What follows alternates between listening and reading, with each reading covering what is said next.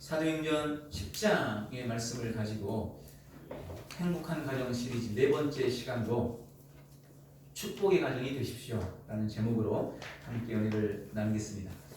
한 남자가 길을 걷고 있었습니다. 그러다가 자기 앞을 지나가는 장내 행녀를 만나게 됩니다. 그런데 가만히 보니 맨 선두에 상주로 보이는 어떤 한 남자가 개를 한 마리 끌고 가고 있는 것이 보였습니다. 그리고 그 뒤로 많은 남자들이 따라가고 있었습니다.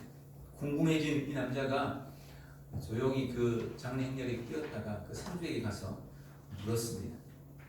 누가 돌아가셨나요? 그 상주가 그러는 거예요. 우리 마누라가 죽었어. 아이고 저런. 그런데 이 개는 뭡니까? 아내분이 개를 무척 좋아했나 봅니다. 그랬더니 그 사람이 그러더랍니다. 그게 아니라 이 개가 내 아내를 물어주겠어. 이러더랍니다. 그 말을 잠깐 따라가다가 이 사람이 조용히 그 상주한테 말했습니다. 저 혹시 죄송한데 장례 끝나고 이 개 좀 빌려주실 수 있나요? 그러니까 그 남자가 그 상주가 하는 말이 이보시오. 이 개를 빌리고 싶거든 저 사람들 뒤에 서시오. 그 다음이 당신 순서요. 좀 씁쓸한 이야기이긴 하죠. 일본의 어떤 기관에서 통계를 냈더니 아내가 일찍 죽은 남편들은 한결같이 일찍 죽더랍니다. 근데 남편이 일찍 죽은 아내들은 한결같이 장수하더랍니다. 어느 초등학교 2학년 교실에서 국어 시간이었습니다. 선생님이 5월을 맞아서 초등학교 2학년 아이들에게 시를 쓰게 했어요. 가족에 관한 시를 써라. 그 중에 한 아이가 시를 썼습니다. 시 내용이 이겁니다. 엄마가 있어서 참 좋다. 나를 이뻐해 주어서. 냉장고가 있어서 참 좋다. 나에게 먹을 것을 주어서. 강아지가 있어서 참 좋다. 나와 늘 놀아주어서. 그런데 아빠는 왜 있는지 모르겠다. 네, 오늘 행복한 가정 시리즈 네 번째 시간도 축복의 가정이 되십시오 라는 제목을 함께 연애를 나눕니다. 사람이 성장하는 데 있어서 흔히 네 가지 중요한 요인이 작용을 한다고 합니다. 그리고 그 네 가지 요인에 의해서 이 사람의 성장 후의 모습이 결정된다고 하죠. 그 첫 번째가 유전적인 요인입니다.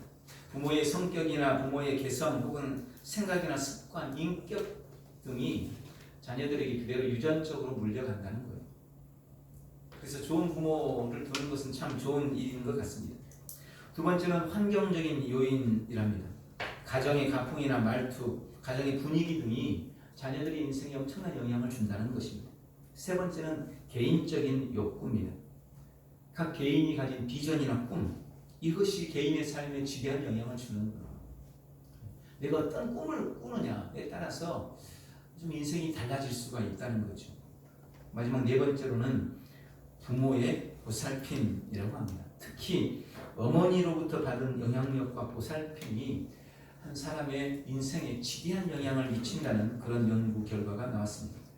이와 같은 것이 다양하게 얽혀서 한 개인의 삶을 만들어가는 거예요. 그런데 오늘 우리가 이 이야기를 보면서 결국은 이 네 가지 인간의 인생에 삶에 지대한 영향을 미치는 이 네 가지가 결국은 가정으로부터 비롯된다는 것을 알게 됩니다.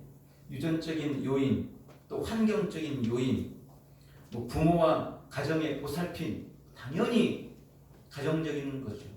또 개인적인 욕구, 어쩌면 이것도 우리 가정에서 일어나는 그 비전과 꿈이라고 생각이 됩니다. 가정이 그렇게 중요하다는 이야기입니다. 성경에서 좋은 가정의 예들은 많이 찾아볼 수 있습니다. 그 중에서 신약 성경에서 가장 아름답고 또 가장 축복된 가정을 뽑으라고 한다면 오늘 이 가정을 빼놓을 수가 없어요. 함께 읽은 본문의 고넬료의 가정입니다. 그야말로 축복의 가정이 갖추어야 할 것을 다 갖춘 가정이라고 여겨집니다. 오늘 이 말씀을 통해서 우리 온 성도들의 가정이 고넬료의 가정과 같은 그런 축복의 가정이 되기를 예수님의 이름으로 축원합니다. 오늘 본문에 보니까 오늘 고넬료의 가정은 축복의 가정이었다는 것을 오늘 말씀을 통해서 발견하게 됩니다. 본문에 나와 있는 이 고넬료라는 사람은 로마의 백부장입니다. 백부장이라는 것은 100명의 부하를 둔 장교라는 의미입니다. 그런 이방인이었습니다. 이탈리아 군대, 이탈리아에 아마 거주했던 군대 같아요. 그 군대의 장교로서 우리나라로 치면 뭐 지금 현재 어떤 군대 개편에 의하면 중대장급 돼요. 그러나 당시 로마의 개편에 따르면 지금으로 말하면 사단장급이나 분단장쯤 되는 상당히 높은 지위의 사람이었습니다. 또 당시 로마의 백부장 하면 유대인들에게나 또 식민지 국가들에게는 대단히 두려운 존재였을 겁니다. 그런데 오늘 본문에 나오는 고넬료는 참 본받을 만한 사람이었던 것 같아요. 그는 매우 경건한 좋은 가풍을 가진 가정을 이루고 있었고 또 주님도 그 가정을 기억하신다고 말씀하십니다. 그 가정은 축복의 가정이었어요. 이 고넬료의 가정에는 몇 가지 특징이 있습니다. 그리고 이것은 모든 축복된 가정들이 가져야 할 아주 중요한 가정의 특징이기도 합니다. 본문에 보니까 먼저 고넬료의 가정은 오늘 2절에 그렇게 해요. 경건한 가정이었습니다. 그가 경건하여 온 집안과 더불어 하나님을 경외하였다라고 기록하고 있습니다. 말씀드린 것처럼 고넬료는 로마인입니다. 이방인입니다. 더구나 유대를 지배하고 정복한 나라의 장교입니다. 그런데 그런 그가 자기가 식민지로 지금 삼고 있는 유대인의 하나님을 믿게 됩니다. 로마 황제를 가리켜서 로마 황제 시저를 가리켜서 당신만이 나의 주인입니다 라고 고백해야 되는 사람들이 로마 시민들입니다. 그리고 군인들은 더 말할 나위 없어요. 시저 당신만이 로마의 황제만이 나의 주인입니다 라고 고백했던 이 고넬료가 유대인들이 믿고 있던 하나님을 믿게 된 겁니다. 그것도 하나님을 경외함으로 매우 경건한 가정을 이루고 있었다고 말씀하고 있는 거예요. 놀라운 일이 아닐 수가 없는 것입니다. 여러분, 우리는 축복된 가정을 꿈꿉니다. 그러나 축복된 가정은 그저 돈 많고 잘 먹고 잘 사는 그런 가정이 아니라 하나님을 믿는 경건한 가정임을 깨달아야 합니다. 경건은 가족들의 정신이나 생각과 의식 그리고 삶에 직접적인 영향을 미칩니다. 흔히 우리가 경건하면 그렇게 생각해요.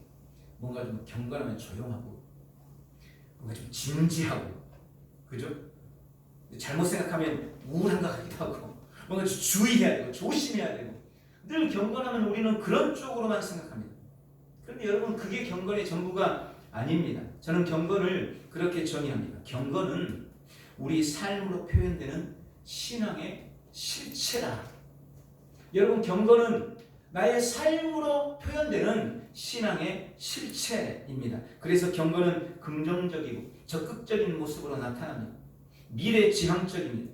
성결하고 늘 기쁨과 감사가 넘칩니다. 어떤 상황에서도 평강을 잃지 않는 것, 여러분 그것이 경건의 참 모습인 것입니다.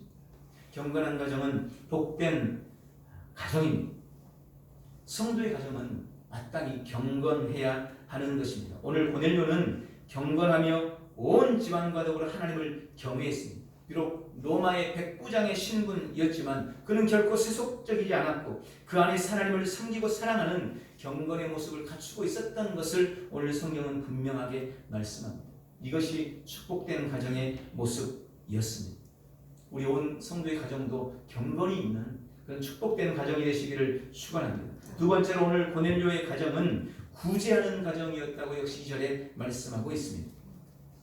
당시 식민지의 삶을 살았던 이스라엘 백성들의 사정은 그야말로 형편이 없었습니다. 그에 비해서 로마의 백부장이면 의리의리한 집에서 풍성한 삶을 살고 있었습니다. 그런데 고넬료는 자신의 그 부요함을 가난한 식민지 백성들과 함께 나눌 줄 아는 사람이었습니다. 오늘 성경이 이렇게 말하죠. 그가 많은 사람을 구제했다는 겁니다. 많은 백성을 구제했다는 거예요. 자신의 것을 다른 사람과 나눌 줄 아는 사람은 복된 사람입니다. 그런 가정은 복 있는 가정입니다. 여러분, 구제라는 것은 교회의 의무요 또한 성도의 의무이기도 합니다. 우리는 다 청지기, 다 맡은 자이기 때문에 그렇습니다. 주님이 우리에게 나누라고 허락하신 거예요. 베풀라고 우리에게 주시는 것입니다. 우리에게 잠시 맡겨주신 거예요. 그 사실을 우리가 깨달아야 나누는 삶, 구제하는 삶을 살 수가 있는 것입니다. 성경은 구제하는 사람에게 풍성함을 약속합니다. 전도서 11장 1절에 보니까 너는 네 식물을 물 위에 던지라. 여러 날 후에 도로 찾으리라. 7에게나 8에게 나눌지어다. 무슨 재앙이 임하려는지 네가 알지 못함이니라. 여기 그렇게 말씀하십니다. 네 식물을 물 위에 던지라는 것은 사람들에게 나누라는 의미입니다. 그러면 그것이 여러 날 후에 도로 우리에게 찾아온다는 거예요. 구체적으로 7이나 8에게 그렇게 하라고 말씀까지 하고 계십니다. 여러분, 우리 인생에 어떤 일이 있을지 모르니 사람들에게 나누는 삶을 살아놓으면 나중에 우리가 힘들고 어려울 때가 찾아올 때 그때 우리가 도움을 받을 수도 있다는 것이 오늘 성경 전도서 11장의 말씀입니다. 그러니까 누가복음 12장 33절에 너희 소유를 팔아 구제해서 낡아지지 아니하는 배낭을 만들라. 곧 하늘의 돈과 다함이 없는 보물이니 거기는 도둑도 가까이 하는 일이 없고 좀도 먹을 일이 없느니라. 여기 누가복음 12장에는 이 소유를 팔아서 구제함으로 낡아지지 아니하는 배낭을 만들라 이렇게 말씀합니다. 낡아지지 않는 배낭. 우리가 이 땅에서 열심히 모아서 보자기에 쌓아놓으면 거기에 좀이 먹는, 그래서 다 거기에 흘러서 다 흘러나간다는 겁니다. 그런데 우리가 구제하는 것은 낡아지지 않는 배낭에다가 쌓는 것과 같다고 성경은 말씀하고 있습니다. 다함이 없는 은혜를 누리게 된다는 겁니다. 요한일서 3장 17절은 그렇게 말합니다. 누가 이 세상의 재물을 가지고 형제의 궁핍함을 보고도 도와줄 마음을 닫으면 하나님의 사랑이 어찌 그 속에 거하겠느냐. 여러분, 우리에게 주신 재물을 가지고 형제의 궁핍함을 돌보지 않고 외면한다면, 여기 형제라는 것은 꼭 우리 혈육적인 형제만을 의미하는 것이 아닙니다. 내 주변에 있는, 나는 잘 먹고 잘 사는데 내 주변에서 누군가가 굶주리고 있습니다. 그런데 그것을 외면하고 만다면 하나님의 사랑이 그 안에 없다는 것. 그는 하나님을 사랑하는 사람이 아니라는 이야기입니다. 하나님은 예나 지금이나 다른 사람을 돕고 헐벗고 굶주린 사람을 외면치 않는 바로 그런 사람들을 기억해 주시고 그런 사람들에게 은혜와 복을 주시는 분이신 것을 기억하시기 바랍니다. 그들을 주님은 복되다 말씀하십니다. 세 번째로 오늘 고넬료 가정은 기도하는 가정이었습니다. 2절에 보니까 고넬료가 하나님께 항상 기도했다라고 말씀합니다. 고넬료는 기도의 사람이었습니다. 그의 기도는 자신뿐만 아니라 그 집안의 모든 사람들에게 영향력을 미쳤을 겁니다. 그는 기도로 환상도 보고 꿈도 가졌습니다. 고넬료의 기도는 온 가정과 삶을 주님의 뜻 안에서 채워갔고 그 기도로 하나님께 기억된 바 됐다고 말씀합니다. 복된 가정의 가장 큰 특징 중 한 가지는 기도에 있습니다. 왜냐하면 기도가 하나님의 손을 움직이고 기도가 주의 눈길을 머물게 하는 비결이기 때문에 그렇습니다. 여러분 기억하십시오. 부모의 기도는 자녀의 앞길을 보장해 줍니다. 부모의 기도는 자녀의 앞길을 보장해 줍니다. 자녀의 기도는 부모의 건강과 평안을 보장해 줍니다. 자녀의 기도는 부모의 건강과 평안을 보장해 줍니다. 아내의 기도는 남편의 성공과 승리를 보장하고 남편의 기도는 아내의 행복을 보장해 주는 것입니다. 복된 가정은 기도하는 가정입니다. 기도함으로 복된 가정 이루어 가시기를 바랍니다. 네 번째로 오늘 본문에 보니까 고넬료의 가정은 성령으로 충만한 가정이었습니다. 그러면 44절에 기록되어 있습니다. 오늘 말씀해 보니까 고넬료의 경건과 구제와 기도를 주님이 기억하셨습니다. 그리고 또 다른 축복을 준비하십니다. 그게 바로 성령의 충만이었습니다. 고넬료가 기도할 때 주님이 말씀하셔서 환상 중에 나타나셔서 말씀합니다. 욥바에 가서 베드로라 하는 사람을 청해라. 그래서 그는 자기 집에서 일하는 하인 2사람과 그리고 자기 부하 중에 경건한 사람을 택했습니다. 이 말은 최선을 다해 준비했다는 의미입니다. 아무나 가서 데려와라 그러는 게 아니고 혹시 베드로에게 가가지고 실수라도 할까봐 하인 둘과 경건한 부한 사람을 택해가지고 가서 베드로를 정중히 초청하라고. 그래서 그 두 사람이 가가지고 베드로를 만났습니다. 가봤더니 하나님이 이미 베드로에게도 환상을 통해서 이방인인 고넬료의 집에 갈 준비를 미리 시켜놨습니다. 우리가 알고 있잖아요. 베드로가 기도하는데 환상이 내려왔습니다. 환상을 보게 됩니다. 웬 보자기가 내려왔는데 풀어봤더니 그 안에 자기가 먹지 못할 음식들로 가득 차 있는 거예요. 하나님이 율법에서 그만 음식이 있는 겁니다. 그러면서 소리가 들려요. 먹어라. 그러니까 베드로가 주님 저는 이런 거 먹지 않습니다. 이건 부정한 거잖아요. 주님이 금하신 거잖아요. 그때 환상이 들려옵니다. 내가 정하다고 하는데 왜 네가 부정하다고 하는데. 또 기도하는데 또 똑같은 환상을 또 보는 거예요. 연거푸 그 환상을 주님이 보여주셨습니다. 도대체 이게 무슨 뜻인가 그러고 있는데 누군가가 바깥에서 문을 두드리는 거예요. 베드로 선생님 계십니까? 무슨 일인지 열어봤더니 고넬료, 자기 주인 고넬료가 베드로라는 분을 초청한다는 겁니다. 하나님께서 베드로를 초청하라고 얘기했다는 겁니다. 고넬료는 이방인입니다. 그 전까지 베드로는 이방인과 접촉하지 않았습니다. 그들에게 복음을 전하는 일은 상상할 수 없는 일입니다. 그런데 조금 전 그 환상 때문에 이게 도대체 무슨 일인가 생각하고 있는데 하나님이 정하라 하신 것, 네가 왜 부정하라는 거야. 그래서 고넬료를 만나는 것이, 고넬료의 집에 가는 것이 하나님의 뜻인가 보다. 그리고 베드로가 이 세 사람을 따라 나서서 드디어 고넬료의 집에 들어간 겁니다. 베드로가 고넬료의 집에 왔을 때 고넬료는 베드로를 하나님 맞이하듯이 용접했습니다. 그 환대가 얼마나 대단했던지 성경에 보니까 베드로가 이러지 마십시오. 저도 사람입니다. 라고 말할 정도로 베드로를 환대했어요. 그만큼 고넬료는 겸손한 사람이었던 것입니다. 그리고 베드로가 그 집안에 하나님의 말씀을 전할 때 고넬료를 비롯해서 고넬료의 집에 모였던 모든 사람들이 성령의 충만함을 입게 됩니다.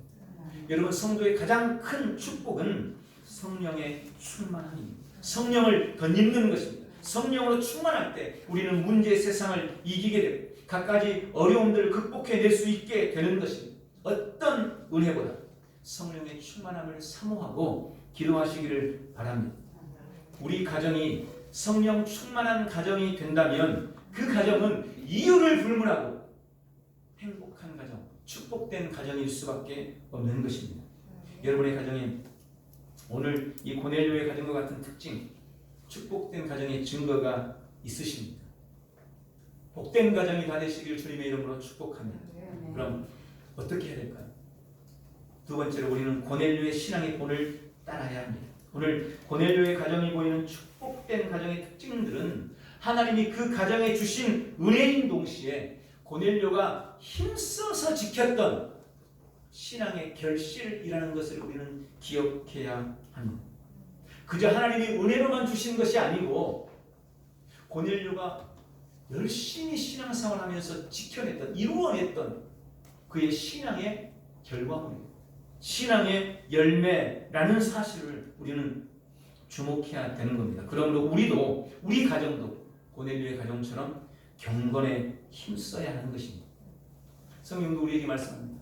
경건에 이르도록 너희를 연습하라 말씀하시며, 우리 가정이 다툼과 싸움의 소리, 깨지는 소리, 우는 소리, TV 소리, 온갖 고성방가와 유행가만 울려 퍼지도록 우리 가정을 방치하지 말고 온 식구가 함께 모여 예배하고 또 기도하고 찬송하고 성경도 같이 읽으면서 하나님의 은혜의 소리, 찬송 소리가, 기도 소리가 들리는 그런 경건한 가정으로 여러분 우리의 가정들을 만들어 가시기를 주님의 이름으로 축복합니다.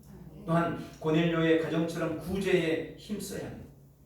우리는 흔히 구제하면 너무 어렵게 생각하는 경향이 있습니다.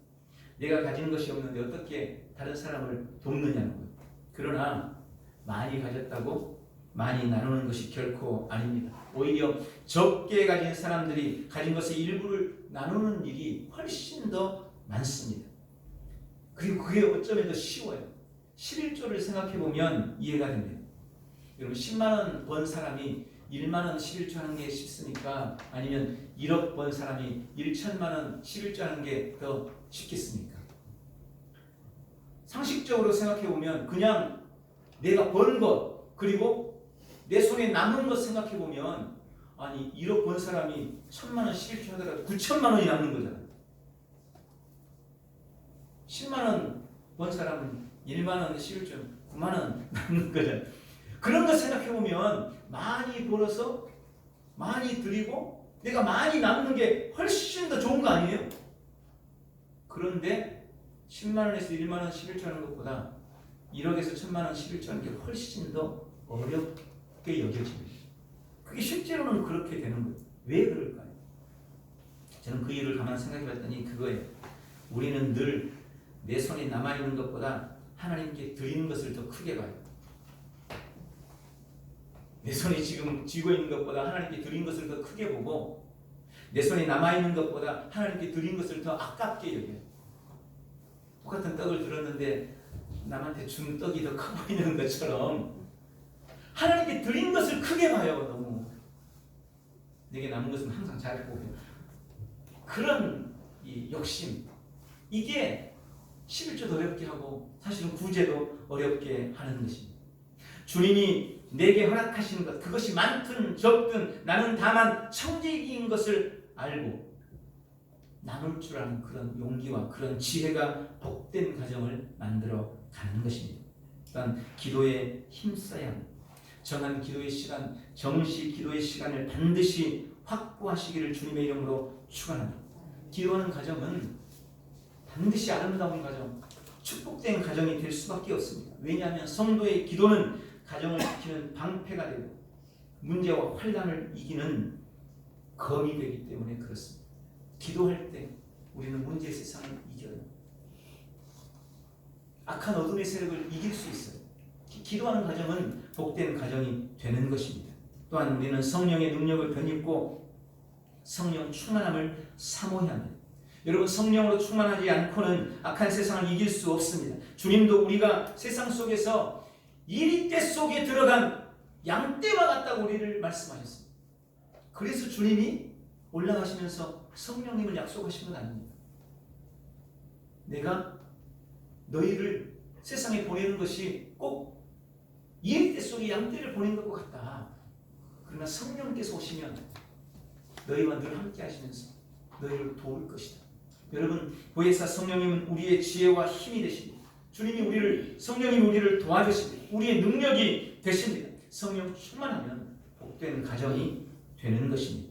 고넬료 가정의 경건과 구제와 기도와 성령의 충만함을 우리 가정도 늘 사모하고 또 힘써 구하여서 축복의 가정이 되시기를 주님의 이름으로 축원합니다. 그리고 마지막으로 축복된 가정이 되시기를 원한다면 직접 가정을 축복하십시오.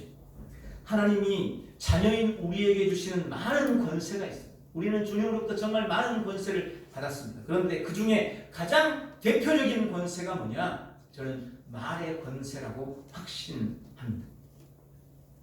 우리가 가진 가장 크고 대표적인 권세, 내 입, 내 말, 내 혀의 권세입니다. 민수기 14장 28절에 의하면 주님은 우리 입의 말을 들으시고 그 말대로 행하십니다. 여러분 내 말을 들으시고 주님이 내 말대로 행해 주신다는 거예요. 또한 잠언서 18장 21절에는 말씀합니다. 죽고 사는 것이 혀의 권세에 달렸나니 혀에 달렸나니 사람은 반드시 혀의 열매를 먹게 될 것이다. 내 혀의 열매, 내 말의 열매 반드시 그걸 먹게 된다고 말씀하십니다. 우리 가정이 복된 가정이 되는 가장 구체적이고 가장 어쩌면 쉬운 비결은 바로 내가 우리 가정을 끊임없이 축복하는 것입니다. 구약성경 민수기서 6장에 보면 제사장의 축복문이 등장합니다. 아까 우리가 함께 불렀던 하나님의 약속이라는 그 찬송 그대로예요. 우리가 잘 알고 있습니다. 여호와는 너에게 복을 주시고 너를 지키시기를 원하며 여호와는 그의 얼굴을 너에게 비추사 은혜 베푸시기를 원하며 여호와는 그 얼굴을 내게로 향하여 드사 평강 주시기를 원하노라. 이게 하나님께서 이스라엘 백성들에게 주는 제사장의 축복문입니다.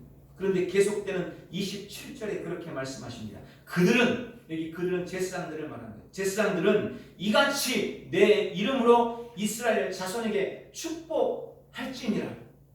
제사장들에게 주님이 명령하시는 거예요. 너희들은 내가 지금 불러준 이 말씀과 같이 이스라엘 백성들에게 축복하라. 그리고 연이어서 말씀하시기를 그러면 내가 그들에게 그 복을 주리라. 이게 주님의 약속입니다. 하나님이 직접 축복하실 수도 있지만 주님은 제사장을 통해서 백성을 축복하기를 원하셨습니다. 그리고 백성이 그 복을 받을지 못 받을지의 책임을 제사장들에게 주었습니다. 너희가 부지런히 내 이름으로 지금 말한 이 복, 여호와는 너에게 복 주시기를 원한다. 너를 지키시기를 원한다. 여호와는 그 얼굴을 너에게 비추사 은혜 베푸시기를 원한다. 여호와는 그 얼굴을 내게로 향하여 두사 너에게 평강 주시기를 원한다. 라는 이 축복을 네가 부지런히 너희 백성들에게 선언하고 선포하면 네가 그걸 듣고 그 복을 너에게 줄 것이다. 그러나 네가 그 복을 선포하지 않으면 그 복을 줄 수 없다. 이 말씀인 거예요. 제사장이 백성을 축복하면 하나님께서 들으시고 백성들에게 그 복을 주신다고 말씀하시는 겁니다. 신약에 와서 주님은 우리 모든 그리스도인들을 향해서 베드로전서 2장 9절에 말씀합니다. 너희는 왕같은 제사장이다. 선언하십니다. 이제 옛날 제사장들이 가졌던 그 축복의 권한이 모든 성도들에게 주어진 겁니다. 우리가 옛날 제사장들이 가졌던 그 축복의 권한을 이제 소유하게 된 거예요. 왜요? 우리가 왕같은 제사장이 됐기 때문에. 옛날에 주님께서 제사장들에게 너희는 이렇게 축복해라 말씀하셨던 그 말씀을 지금 우리에게 동일하게 주고 계시는 것입니다. 그러므로 여러분의 가정이 복된 가정이 되기를 원한다면 먼저 기도로 축복을 선언하고 선포하십시오. 내가 제사장임을 믿고 나에게 축복의 권세가 있음을 믿고 이제 우리의 입을 열어서 가정을 축복하시기를 주님의 이름으로 축원합니다. 우리 가정의 구원의 은혜는 임할지어다. 우리 가정은 평안할지어다. 우리 가정은 늘 건강할지어다. 여러분 그렇게 우리 입술로 매일 축복하시라는 거예요. 기도할 때마다 여러분의 가정을 향해 선포하라고 주님이 말씀하십니다. 또한 우리는 우리 입을 열어서 우리 자녀들을 계속해서 축복해야 합니다. 우리 자녀들의 가는 길은 형통할지어다. 우리 자녀들에게 지혜와 재능의 영은 임할지어다. 우리 자녀들은 잘되고 또 잘될지어다. 이게 우리에게 주신 말의 권세예요. 우리 입술의 권세예요. 우리가 말하고 선포하면 주님이 그 소리를 듣고 그대로 하겠다고 분명히 약속하고 계십니다. 어려운 게 아니에요. 끊임없이 축복하시기를 주님의 이름으로 축원합니다. 또한 우리는 기도뿐 아니라 두 번째로 말과 행동으로도 축복해야 합니다. 얼마 전 우리 지방에 모임이 있었습니다. 오랜만에 만난 저랑 정말 친한 선배 목사님이 대뜸 저한테 그러는 거예요. 김 목사, 애들 열심히 축복하고 있지? 그분의 자녀들이 좋은 일이 참 많았습니다. 많은 목사님들에게 참 본이 됩니다. 그분 비결이 그거였어요. 자녀들을 매일 축복하고 기도합니다. 그래서 그 얘기를 저한테 묻는 거예요. 김 목사, 애들 열심히 축복하고 있지? 갑작스러운 질문에 저도 당황해서 그럼요 하고는 했지만 그 말이 제게 계속 곱씹어졌습니다. 깊이 생각해보니, 가만히 생각해보니 기도할 때는 제가 축복했지만 평소에는 그러지 못하다는 것을 깨달았습니다. 설교 준비하면서 그걸 깨달은 거예요. 누구나 아마 그럴 거예요. 우리가 기도할 때는, 엎드려 구할 때는 하나님 우리 자녀 축복해 주십시오. 우리 아들 잘 되게 해주세요. 길을 열어주세요. 좋은 만남 주세요. 지혜 주세요. 명철 주세요. 믿음 주세요. 우리 자녀들은 기도할 때는 그렇게 잘 축복을 하는데 실제로는 우리의 삶의 모습 속에서는 그러지 못하더라는 것입니다. 우리가 가정이나 자녀를 축복하는 것은 단지 기도로만 하는 것이 아닙니다. 우리는 평소에 우리 일상 속에서 우리의 가정에 그리고 우리 자녀들에게 나의 말과 나의 행동으로 어떤 메시지를 주고 있는지 한번 생각해 봐야 됩니다. 기도는 축복한다고 기도하는데 실제로 가정에서 말로는 행동으로는 축복의 메시지를 주고 있는지 아니면 저주의 메시지를 주고 있는지 생각해 보세요. 혹시 기도할 때 말고는 축복보다 정죄하고 있진 않습니까? 비난하고 있진 않습니까? 저를 생각해 보니까 많이 그러고 있더라고요. 그래서 저 회개했어요. 이거 원인 일치가 못 되는 거죠. 아마 하나님이 그럴 것 같아요. 너 기도는 그렇게 하면서 너 왜 말로는 상처 주냐? 너 왜 말로는 비난하냐? 너 왜 행동으로는 저주하냐? 우리 가정이 정말 복된 가정이 되기를 원한다면 기도뿐 아니라 우리 일상의 대화에서 우리 가정을, 우리 자녀들을 축복하는 메시지를 끊임없이 주시기를 바랍니다. 주님이 그 축복의 말을 듣고 우리 가정과 우리 자녀들에게 놀라운 축복을 주실 줄 믿습니다. 오늘 말씀을 맺습니다. 오늘 고넬료의 가정에 있었던 경건과 구제와 기도와 성령의 충만함이 우리 온 성도의 가정에 넘치기를 바랍니다. 기도할 때마다 우리의 입술을 열어, 우리의 입을 열어 의도적으로, 의식적으로 우리 가정을 축복하고 우리 자녀들을 축복하십시오. 또한 기도뿐 아니라 우리의 말과 행동으로도 자녀와 가정을 끊임없이 축복하시기를 바랍니다. 우리 온 가정이 고넬료의 가정처럼 축복의 가정이 다 되시기를 예수님의 이름으로 축원합니다. 기도하겠습니다. 전능하신 하나님 아버지, 오늘 고넬료의 가정을 복되다 하신 주님을 찬양합니다. 우리 가정도 고넬료와 같은 하나님 그런 경건과 구제와 기도와 성령 충만함이 있는 복된 가정 되도록 도와 주옵소서. 또한 우리 온 성도의 가정들이 하나님 아버지 축복의 가정 되기 위해 날마다 기도로 하나님 축복을 선언하고 선포하게 도와주옵소서.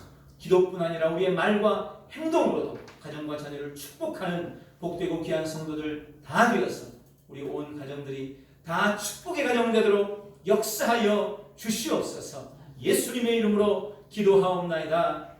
아멘.